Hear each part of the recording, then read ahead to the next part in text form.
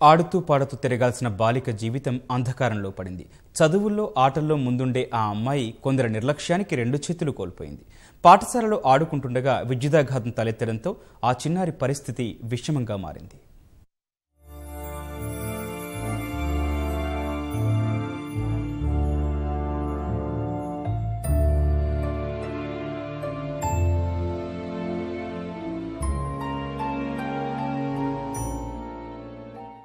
సూర్యాపేట జిల్లా మునగాల మండలం ముకుందాపురం గ్రామానికి చెందిన దగ్గుబాటి కీర్తన నడిగూడెంలోని బాలికల గురుకుల పాఠశాలలో 6వ తరగతి చదువుతోంది. ఫిబ్రవరి 16 సాయంత్రం ఎప్పటిలాగే బడిలో పిల్లలందరూ ఆడుకోవడానికి వెళ్లారు.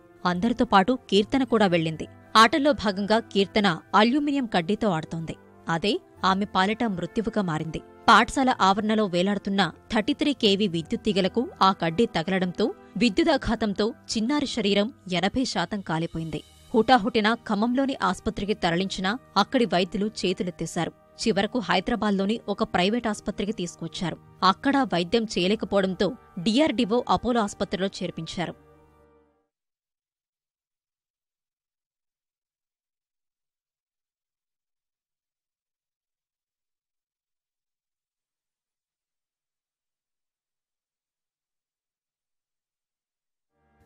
అత్యవసర చికిత్స నిర్వహించిన వైద్యులు ఇన్ఫెక్షన్ సోకిందని కీర్తన 2 చేతుల్ని తొలగించారు. విద్యుదాఘాతంతో చిన్నారి శరీరం చాలా వరకు కాలిపోవడంతో ప్రాణానికి భరోసా ఇవ్వని పరిస్థితి నెలకొంది.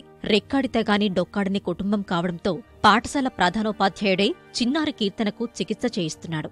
ఇక్కడ సంతోష్ నగర్లో DRDO అపోలో హాస్పిటల్కి తీసుకొచ్చాక డాక్టర్ గారు చూసి బాగా కాలిపోయింది పాప, బతకటం కష్టం, మా ప్రయత్నం మేము చేస్తామన్నారు అనేసి హ్యాండ్స్ బాగా కాలిపోయినాయని 1 వీక్ బ్యాక్ ఒక హ్యాండ్ బాగా కాలిపోయింది, ఇన్ఫెక్షన్ అవుతుంది, ఒక హ్యాండ్ తీసేశారు లెఫ్ట్ హ్యాండ్ అని, రైట్ హ్యాండ్ కూడా తీసేశారు. రైట్ హ్యాండ్ తీసేసిన పాప బతికిద్దని గ్యారెంటీ అయితే మేము ఇవ్వలేము, ఎప్పుడు ఏమైనా జరగచ్చు, మా ప్రయత్నం మేము చేస్తున్నాము అంటున్నారు.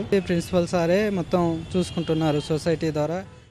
2 చేతులు తీసేసినా కూడా ప్రాణానికి ఇంకా ప్రమాదమే కానీ గ్యారంటీ ఇవ్వమంటారు. గ్యారంటీ ఇంకా మేము ఎన్నడికి కూడా చెప్పలేము. 2 నెలలు కావచ్చు, 3 నెలలు కావచ్చు, 4 నెలలు కావచ్చు, అసలు అప్పటిదాకా కూడా ఎప్పుడు ఏం జరిగిద్దో కూడా తెలియదు అంటారు డాక్టర్ గారు. అట్లనే మా పాప లెక్క ఏరే పిల్లలకి ఎవరికి తగలొద్దు, తీగలన్నీ మంచిగా సరిచేసి 6 నెలలకోసారన్నా స్కూల్ చెక్ చేపియాలని కోరుకుంటున్నాను. నేను నా బిడ్డకి ఏదో ఒక దారి చూపించాలి ప్రభుత్వం అని కోరుకుంటున్నాను. కూలీనాలి చేస్తూ ఆ తల్లి చిన్నారులను అల్లారు ముద్దుగా చూసుకుంటోంది. భర్తకు లోకజ్ఞానం లేకపోవడంతో కుటుంబాన్ని పోషిస్తూ పిల్లలకు ఏ లోటు రాకుండా చదివిస్తోంది. 2 కూతురులకు గురుకుల పాఠశాలలో సీటు రావడంతో కష్టాలు కొంత గట్టెక్కాయి అనుకుంటుండగాని విధి వక్రించి వారి కుటుంబంలో ఆవేదన నింపింది.